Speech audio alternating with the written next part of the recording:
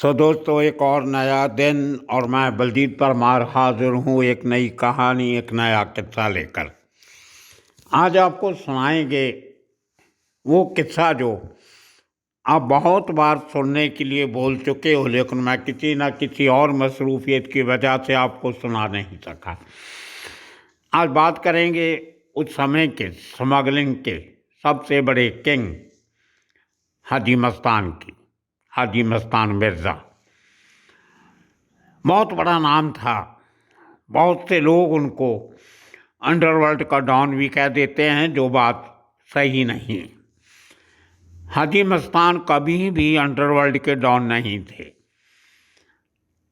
थोड़ी सी उनके बारे में बता देता हूँ, आप लोग शायद भूल गए होंगे, बताया तो मैंने पहले भी था कि Haji Mastan was out and out a smuggler, और उसके साथ साथ एक समाज सेवी भी था। बहुत लोगों का भला करता था, पैसे से, कपड़े से, काम से। बहुत बड़ा सर्कल था यारों का, दोस्तों का, मदद करने वालों का। बहुत बड़ी फैन लिस्ट थी, फैन मेल भी बहुत बड़ी थी उस ज़माने। बहुत चिट्ठियाँ आती थी, खत आते थे लोगों के लिखे हुए। एक किसी किस्म से एक फिल्मी हीरो से कम नहीं था अगर उनकी फैन फॉलोइंग देखी जाए तो, जो उस ज़माने में हमने देखी। ये बहुत बड़ी गलतफहमी है लोगों को कि हाजी मस्तान मुंबई का पहला डॉन था। ये बहुत गलत है। पहला डॉन मुंबई का सिर्फ करीम लाला था, जो 1940 में आया, और 1950 तक उसने अपनी अंडरवर्ल्ड की सल्तनत बहुत ऑर्गेनाइज तरीके से खड़ी कर ली थी। खैर, उसका फिर कभी जिक्र करेंगे। हाजी मस्तान की और करीम लाला की दोस्ती बहुत थी, और इस दोस्ती के बहुत सारे कारण थे। उनकी बात भी किसी और एपिसोड में करेंगे। आज सिर्फ लिमिट रखेंगे हाजी मस्तान तक। हाजी मस्तान बेसिकली तमिलनाडु के रहने वाले थे। मैं दो एक मिनट में उनकी बैकग्राउंड दे देता हूँ। तमिलनाडु के रहने वाले थे, दलित परिवार से थे, बहुत गरीब परिवार था। बड़ी छोटी सी उम्र में हाजी मस्तान को अपने पिता के साथ मुंबई आना पड़ा, और ये बात भी हाजी मस्तान को याद नहीं है बराबर कि वो कैसे आए, किस तरीके से आए, कहाँ ठहरे। बहुत सारी फोकलोर बन जाती हैं जब आदमी बड़ा हो जाता है। तो मुंबई के वीटी इलाके में, जहाँ पे आजकल हज हाउस बना हुआ है, उसके साथ एक पुरानी मस्जिद है। मस्जिद के पास छोटे से एरिया में एक साइकिल रिपेयर शॉप हुआ करती थी, जो किराए पे भी साइकिल देता था आदमी। बहुत से वर्कर इधर उधर जाना होता था तो गाड़ी से उतर के साइकिल किराए पे लेके डॉक्स में चले जाते थे, जैसे सेशन डॉक पे मच्छी बाजार चले जाते थे। ये उस ज़माने का कोई सिस्टम था। खैर, तो वहाँ पे हाजी मस्तान का बचपन गुजरा। आहिस्ता आहिस्ता 18-19 साल की उम्र में हाजी मस्तान, क्योंकि बहुत से लोग वहाँ से साइकिल लेके डॉक्स में लोग नौकरी करने जाते थे, बॉम्बे डॉक्स में।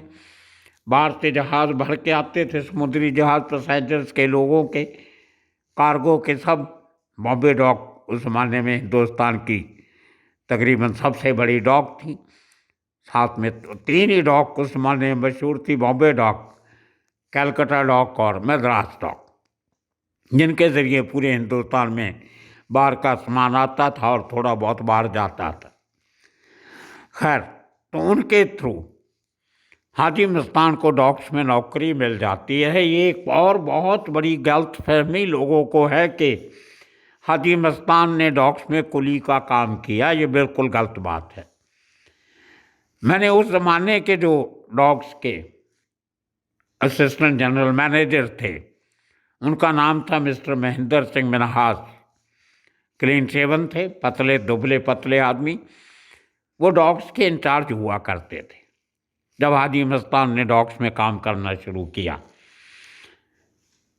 मेरी उनसे मुलाकात हो गई। उनको बहुत बड़ा घर मुंबई पोर्ट ट्रस्ट ने दिया था, ताज होटल कोलाबा के एकदम पीछे बीपीटी की बिल्डिंग थी, जहाँ बड़े बड़े अधिकारी रहा करते थे। उनमें से एक बड़ा घर उन महेंद्र सिंह मिन्हास जी को दिया हुआ था।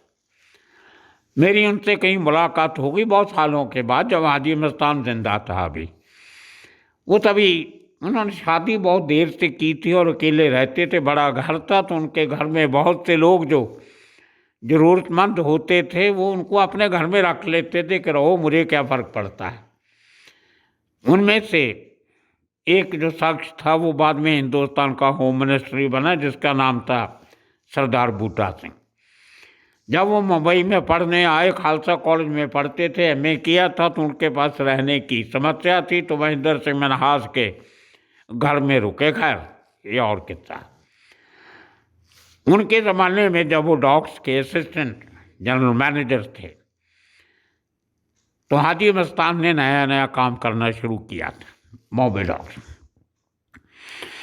उनके मुताबिक हाजी मस्तान को पहली नौकरी जो डॉक्स में मिली वो कोली की मिली थी, कुली की नहीं, कोली, COAL, कोल, जो कोयला जिसको हम कहते हैं, कोयला ढोने वाला वर्कर। अब आप सोचोगे कि डॉक्स में कोयला ढोने वाला वर्कर कौन होता है, या कोयले का काम करने वाला कौन होता है, जिसको कोली बोलते थे, COALY, कोली, कोल से काम करने वाला, कोल का काम करने वाला कोली। उसको लोगों ने बाद में कुली बना दिया। खैर, आगे बताते हैं आपको। उस जमाने में जो जब जहाज़ आते थे, स्टीमर आते थे बड़े बड़े, वो सब जो उनकी क्रेन होती थी जो हैवी सामान को जहाज़ से उतार के डॉक्स पे रखती थी, वो कोयले से चलती थी। जैसे उस ज़माने में हमारी रेलगाड़ियाँ स्टीम इंजन से चलती थी, जहाज़ भी उस ज़माने में स्टीम से चलते थे, उनको स्टीमर कहते थे। उसी तरह जो क्रेन थी उनके अंदर कोयला डालना पड़ता था, उसकी को स्टीम की शक्ति से जहाज़ का सामान लिफ्ट करके उठाकर उसको बाहर रखा जाता था। तो जैसे रेलवे के इंजन में पुराने ज़माने में कोयला फेंका जाता था लगातार स्टीम पैदा करने के लिए, उसी तरह क्रेन के इंजन में भी कोयला फेंका जाता था। वो कोयला फेंकने का काम हाजी मस्तान करता था, कोली, उसको कोली कहते थे। उस ज़माने में कोई 8 आना, 10 आना, 12 आना, कुछ इस किस्म की सैलरी हुआ करती। तो मुझे महेंद्र सिंह मनहास जी, जब मैंने उनकी इंटरव्यू की थी बहुत साल पहले, उन्होंने कहा कि जब कोयला डाला जाता है, अंदर आग लगी होती है, चिंगारियाँ उठती हैं, एकदम लाल कोयला होता है ऑलरेडी, उसके अंदर नया कोयला फेंका जाता है तो अंदर से चिंगारियाँ निकलती हैं। वो जब कहीं गलती से कोई चिंगारी आपकी आँख में पड़ जाए तो नुकसान हो सकता है। तो उसमें सबसे पहले आपको ये ट्रेनिंग दी जाती थी कि अगर चिंगारी कहीं गलती से आपकी आँख में पड़ भी गई तो आपको बंद नहीं करना, क्योंकि अगर आपने आँख बंद कर ली तो वहाँ पे उसका बहुत बड़ा नुकसान कर देगा वो। तो इमीडिएटली उसको खुली आँख से ही साफ करना पड़ता था, निकालना पड़ता था। उस ज़माने में गॉगल पहनना या वो सेफ्टी गियर आइज का लगाने का इतना बड़ा ज़माना नहीं था, बहुत रस्ते किस्म के, रॉ किस्म के तरीके हुआ करते थे, पुराने ज़माने की बात। खैर, तो एक बार सब मज़दूरों की जब पगार बढ़ी, सैलरी बढ़ी, तो हाजी मस्तान का जो सुपरवाइज़र था उसने हाजी मस्तान का नाम रिकमेंड नहीं किया कि इसकी भी सैलरी बढ़ानी चाहिए। तो आदमी शिकायत लेके महेंद्र सिंह मनहास के पास पहुंचा कि जनाब सबकी सैलरी बढ़ी, मेरी नहीं बढ़ाई गई। तो महेंद्र सिंह मनहास को लगा कि ये आदमी, कि इस आदमी को अपनी मेहनत पे, अपने काम पे फख्र है। उन्होंने इसकी बात सुनी और सुपरवाइज़र को बुला के डांटा कि शायद ये आदमी तुम्हारी सेवा नहीं करता, तुम्हें कोई रिश्वत नहीं देता, इसलिए तुम इसकी मेहनत नहीं बढ़ाना चाहते। तो खैर इसकी सैलरी जो कम थी वो बढ़ा दी गई। तो इस आदमी की महेंद्र सिंह मनहास से दोस्ती हो गई। वो बड़े अफसर थे, बहुत बड़े थे वो। तो हाजी मस्तान तो बेचारा छोटा वर्कर था, कोयली था, क्रेन के इंजन में कोयला डालता था। खैर, बात आई हुई हाजी मस्तान हंसता हंसता बड़े आदमी बन गए। ये दो तीन बातें मैंने आपको इसलिए बताई कि जो गलतफहमियाँ चल रही हैं मीडिया में, जो बताने वाले बता रहे हैं कि कुली का काम किया। अरे यार, कुली डॉक्स में कुली क्या करेगा? साल में 4-5 जहाज आते थे, उनमें कितना सामान आप उतार लोगे, कितना करोगे? ये बकवास की बातें हैं सब। तो कोहली को कुली बना दिया। ये तो हमारे पत्रकारों का काम है जो आजकल पॉडकास्ट बनाते हैं। खैर, मैं उन दिनों में बॉम्बे आके, पंजाब से जब बॉम्बे आया तो मुझे 78 में हॉलीवुड में नौकरी मिल गई। तभी इमरजेंसी का दौर था, इमरजेंसी ख़त्म हुई थी नई नई और बहुत से लोग बाहर आए थे। मुझे नहीं मालूम था, मैंने हाजी मस्तान का कभी नाम नहीं सुना था। जब बॉम्बे पहुंचा तो पंजाब से मुंबई की दुनिया अलग, पंजाब की दुनिया अलग। पंजाब तो समय पे गांव था और मुंबई बहुत बड़ा मेट्रोपॉलिटन सिटी था उस ज़माने में भी। तो मुझे खैर किसी तरह वो हॉलिडे होटल की नौकरी मिल गई, चीफ सिक्योरिटी ऑफिसर। मैं अपने डिपार्टमेंट का बॉस था। तो वहाँ पे बहुत सारी पार्टीज हुआ करती थी बड़ी बड़ी। उसी ज़माने में हाजी मस्तान जब मीसा से छूट के आए, जब कुछ और मौका था ऐसा, तो किसी सोशल सर्विस ऑर्गेनाइजेशन ने एक हाजी मस्तान का आदर मान सम्मान करने के लिए 2 पार्टियां रखी। एक दिन वो पार्टी, वही पार्टी एक ग्रुप की तरफ से सन एंड सैंड में थी, और दूसरे दिन किसी दूसरी संस्था ने वो पार्टी हमारे होटल हॉलीडे में रख ली। पार्टी क्या थी उसमें? खाना वाना, दारू वारू, ये वो सब जो 5 स्टार होटल में होता है। नीचे ग्राउंड फ्लोर में बड़ा बैंक्वेट हॉल था समुद्र के किनारे, वहाँ पे पार्टी हुई, बहुत से लोग आए। उनमें से हाजी मस्तान भी था, और मुझे पहली बार हाजी मस्तान की शक्ल देखी, ये बात 1988 एंड की है तकरीबन। तो लेकिन कोई मुलाकात नहीं हुई। उसके बाद बहुत सारे फिल्मों के मुहूर्त हुए, सब कोई किसी एक्टर की बर्थडे पार्टी, किसी फिल्म की सिल्वर जुबली हो गई तो उसकी पार्टी। तो फिल्म इंडस्ट्री वालों का ये पसंदीदा होटल था हॉलीडे। वहाँ पे 3-4 बार और हाजी मस्तान की शमूलियत हुई। करीम लाला भी आए, बहुत से लोग आते थे। वरदाराज मुडलियार भी आता था बहुत सी पार्टी में, ख़ास तौर पे जो अमिताभ बच्चन से रिलेटेड पार्टीज होती थी उनमें वरदाराज मुडलियार की शमूलियत हमेशा होती थी। तो थोड़ा सा क्योंकि मैं उस ज़माने में हॉलीडे में पगड़ी बांधता था, आसानी से पहचाना जाता था, सब लोग मुझे पहचान लेते थे। बाकी हम 2 ही पगड़ी वाले मुलाजिम थे उस होटल में। मैं चीफ सिक्योरिटी ऑफिसर था और मेरा एक सिक्योरिटी ऑफिसर था और एक सरदार जी, वो हम 2 ही लोग पगड़ी बांधते थे। बाकी जो डोरमैन थे वो क्लीन शेवन भी होते थे, लेकिन एक सेरेमोनियल किस्म की पगड़ी बांधते थे, वो सरदार नहीं थे। खैर, तो पगड़ी बांधने की वजह से मैं पहचाना जाता। तो बहुत से लोगों को जो नाम नहीं याद रखते थे मुझे सरदार भाई बोल दिया करते थे। बम्बई में भाई हर आदमी के साथ लगा देते। तो 2-4 बार आते जाते हाजी मस्तान ने भी मुझे सरदार भाई कह के बुला लिया। तो हुआ, मुझे कंपनी ने, जिस कंपनी का कॉन्ट्रैक्ट था सिक्योरिटी का, उस कंपनी ने मुझे घर से होटल आने का और होटल से घर जाने का टैक्सी का किराया मुझे मिलता था। उस ज़माने में 13-13.5 रुपये के बीच में साइन कोलीवाड़ा से हॉलीडे का काली पीली टैक्सी का मीटर बनता था, और इतना ही तकरीबन जाने का बनता था। कोई बहुत ज़्यादा ट्रैफिक था नहीं, सस्ते ज़माने थे। तो मुझे 30 रुपया रोज़ का कंपनी देती थी टैक्सी फेयर, और मैं बड़ी ईमानदारी से उस 30 रुपये में से जो 13-13.5 रुपये बनते थे, मैं वो टैक्सी में ही आता था। मैंने कभी लालच नहीं किया कि बस में चला जाऊं या ट्रेन में चला जाऊं तो पैसे बचाऊं। तो मेरे 4-5 टैक्सी ड्राइवर पक्के हो गए जो कोलीवाड़ा से मुझे जुहू छोड़ के जाते थे, और वहाँ वापस जुहू के ड्राइवर मुझे साइन कोलीवाड़ा छोड़ के आते थे। वो बेचारे इंतज़ार करते थे कि साहब कब बाहर निकलेंगे तो कब छोड़ के आएंगे। उस ज़माने में 13-14 रुपये बहुत बड़ी बात हुआ करती थी। खैर, तो एक दिन मैं टैक्सी लेके हॉलीडे आ रहा था साइन कोलीवाड़ा से।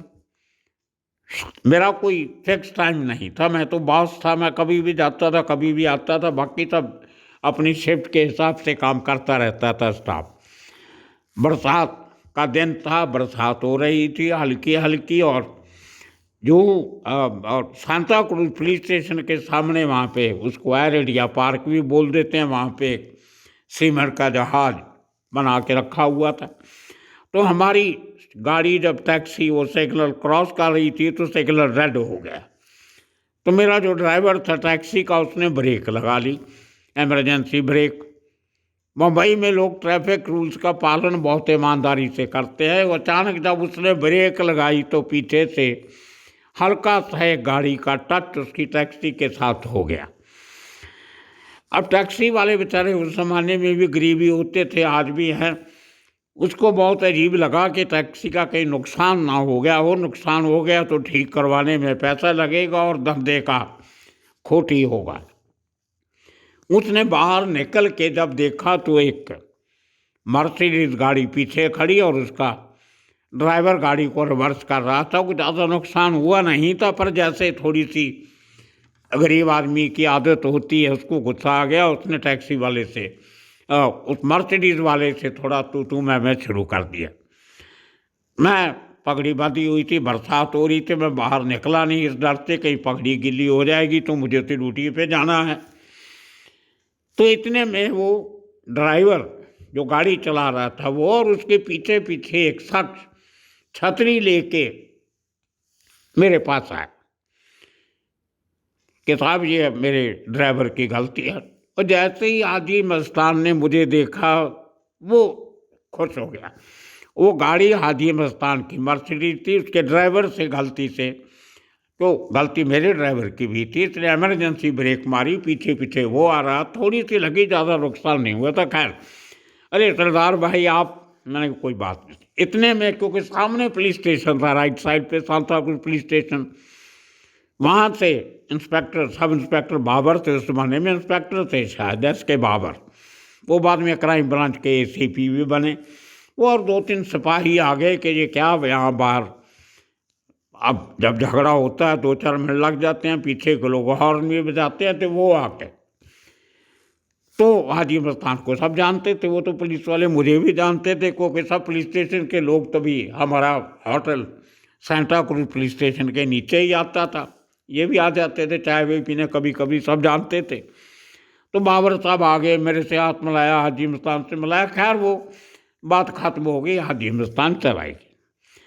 उसके बाद हमारी जिसको कहते हैं प्रॉपर जान पहचान हो गई। हाजी मस्तान को भी पता चल गया कि मुझे 4 पुलिस वाले जानते हैं, मुझे भी उसके बारे में पूरी जानकारी हो गई। ये हमारी वो एक आमने सामने की जो एक पहली मुलाकात थी। उसके बाद दोस्तों बहुत सारी मुलाकातें हुई, उनकी संक्षेप में 2-4 मुलाकातों की बात करते हैं। तो उन्हीं दिनों में हाजी मस्तान ने स्मगलिंग छोड़ दी थी, सोशल सर्विस में आ गए थे। एक दलित मजदूर सुरक्षा संघ नाम की एक इन्होंने संस्था बनाई।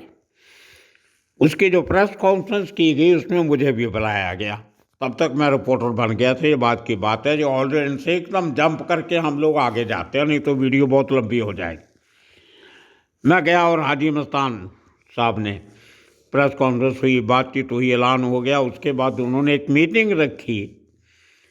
नागपाड़ा पुलिस स्टेशन के नज़दीक एक मस्तान तालाब है, मैदान है, ओपन मैदान। उसका हाजी मस्तान से कोई लेना देना नहीं है, वैसे ही उस तालाब का नाम हाजी मस्तान तालाब है। वहाँ पे बहुत बड़ी वर्कर्स रैली रखी और मुझे भी बुलाया। तब तक मैंने बहुत सारी बीच में बातें कट कर दी हैं ताकि ज़्यादा समय नहीं लगे। तो मैंने वहाँ पे एक लेक्चर भी दिया कि ये एक शख्स जो एक ज़माने में स्मगलर हुआ करता था, उसके बाद वो अब सब छोड़ छड़ा के जयप्रकाश नारायण लोकनायक उनके कहने पे ये समाज सेवा में आए हैं, तो इनकी हेल्प करनी चाहिए। और जो मीटिंग थी बेसिकली वो नशे के खिलाफ थी, एंटी ड्रग रैली थी। मैंने वहाँ पे भाषण किया, थोड़ी बहुत उर्दू की मुझे जानकारी थी। वो उर्दू डोमिनेटेड एरिया था, लोगों को अच्छा लगा। तो हाजी मस्तान बहुत खुश हुए कि सरदार भाई आप उर्दू बहुत अच्छी बोल लेते हो। हालांकि खुद हाजी मस्तान ज़्यादा अच्छी उर्दू नहीं बोल सकते, तो तमिलनाडु के थे, उनको तमिल ज़्यादा आती थी। खैर, उसके बाद एक एंटी ड्रग मूवमेंट बॉम्बे में चली बहुत बड़ी, जिसमें डॉक्टर यूसुफ मर्चेंट का बहुत बड़ा योगदान। उन्होंने भी उसी मैदान में एक रैली एंटी ड्रग की, जिसमें अमजद खान, मीनाक्षी शेषाद्री, हाजी मस्तान और मुझे भी बुलाया। डॉक्टर यूसुफ मर्चेंट मेरे बहुत अच्छे मित्र थे, अभी 2-1 साल पहले उनका देहांत हुआ। वहाँ पे फिर मुझे लेक्चर करवाया गया। तो 3-4 महीने के अंदर मुझे भी हीरो बना दिया इन लोगों ने अपने साथ साथ। वहीं से मेरी अमजद खान से बहुत अच्छी दोस्ती हो गई, मीनाक्षी शेषाद्री से सब लोग मिले, हाजी मस्तान से बहुत अच्छी मित्रता हो गई। खैर, अब मैं आपको 2 तस्वीरें दिखाता हूँ। ये उन दिनों की तस्वीर है। मेरे एक मित्र मॉरिशस से आए थे, जिनका नाम है इंद्रदेव कुरप्पन। उनकी फैमिली ओरिजिनली तमिलनाडु से है, लेकिन 100, 150, 200 साल पहले मॉरिशस चले गए थे उनके खानदान के लोग। उन दिनों में 89 की बात कर रहा हूँ मैं, तो 90 के करीब की। वो बॉम्बे आए थे घूमने। वो ज़माने में मलेशियन ब्रॉडकास्टिंग कॉरपोरेशन में न्यूज़ सेक्शन के इंचार्ज थे, पत्रकार थे, मलेशियन टेलीविज़न पे बड़े ओहदे पे थे। वो बॉम्बे आए हुए थे। तो वो तमिलियन थे, उनका पुराना जो उनकी फैमिली ख़ानदान है, हाजी मस्तान भी तमिलनाडु के थे। उनको दिल में एक इच्छा थी कि हाजी मस्तान को मिलना है। जब वो मुझे मिलने आए डेली, मैं उस ज़माने में डेली अखबार में काम करता था, मुंबई का। रूसी करंजिया ने अखबार शुरू किया था, बहुत बड़े पत्रकार थे, बिलेट्स वाले। मैं चीफ रिपोर्टर था उन दिनों में अखबार का। तो जब इंद्रदेव कुरप्पन मॉरिशस से आए मुझे मिलने, मेरे दफ्तर में आए, बोर्ड हाउस रोड कोलाबा, तो मेरे साथ ऑलरेडी मेरे मित्र पम्मी भाई, जो पंजाबी फोक सिंगर हैं बहुत बड़े, वो ऑलरेडी बैठे थे। तो ये दोनों बैठ गए और बातचीत करते करते, वो तस्वीर आप देख सकते हो, हम चाय पी रहे हैं, टेबल है डेली अखबार का, मेरे सामने दोनों बैठे हैं। 2 टेलीफोन उस ज़माने में लैंडलाइन फ़ोन हुआ करते थे, एक लाल रंग का, एक हरे रंग का, एक डायरेक्ट लाइन थी, एक बोर्ड की लाइन थी, वो मेरे टेबल पे पड़े। उस ज़माने में बहुत बड़ी बात होती थी आपके टेबल पे एक डायरेक्ट लाइन होनी। खैर, इंद्रदेव कुरप्पन ने कहा कि मैं हाजी मस्तान को मिलना चाहता हूँ। तो मैंने कहा अभी फ़ोन कर लेते हैं, उनसे समय ले लेते हैं, अगर मिलने को तैयार हुए तो। मैंने फ़ोन लगाया उनको। मैं जो फ़ोन मेरे हाथ में कान के साथ लगा देख रहे हो, मैं हाजी मस्तान जी से बात कर रहा था तभी। उन्होंने कहा कि ठीक, आप 4-4:30 बजे आ जाइए, चाय पिएंगे साथ में और इनको ले आओ, अपने मेहमानों को मिलते हैं। तो मेरे साथ मम्मी भाई कहते मैं भी चलता हूँ, लेकिन मैंने पगड़ी नहीं बांधी हुई, मैं पगड़ी बांध के आपके साथ चलूँगा। ने कहा ठीक है। तो हमने पेट्रोल रोड पे जो हाजी मस्तान का घर था, सोफिया कॉलेज के सामने, ग्राउंड प्लस आधा सा उनका फर्स्ट फ्लोर था, जो बगले का वो थोड़ा सा बना हुआ था, बाकी ऊपर खाली था सारा। मेन बगला ग्राउंड फ्लोर का ही था। घर भीड़ लगी रही थी वहाँ से। तो हम मम्मी भाई हमें वहाँ श्लोक हॉस्पिटल के पास मिल गए, अपने होटल में गए, पगड़ी बांध के आ गए।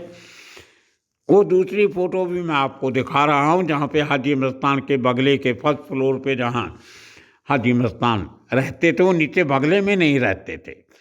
उन्होंने बगले के ऊपर जो फर्स्ट फ्लोर था, वहाँ छोटा सा कमरा बनाया हुआ था, जिसमें एक तख्त पोश था और इनका खाने पीने का सामान, वहीं सोते थे, बगले में नहीं सोते थे, ऊपर अकेले रहते। और वहाँ से समुंदर दिखाई देता था पीछे। तो उस फर्स्ट फ्लोर पे मेरी पम्मी बाई और वो मलेशिया से आए पत्रकार इंद्रदेव कुरप्पन, उनके साथ ये तस्वीर आपको दिखा रहा। सो दोस्तों, ये कहानी थी मेरी और हाजी मस्तान के साथ मुलाकातों की फिर कभी मौका मिला तो फिर सुनाएंगे। आज समय की कमी है, बातें तो बहुत हैं, बहुत बार मिले, बहुत बार मुलाकातें हुई, क्या क्या हुआ एक एक करके आपको सुनाते रहेंगे। तब तक के लिए आप सबका बहुत बहुत शुक्रिया, धन्यवाद।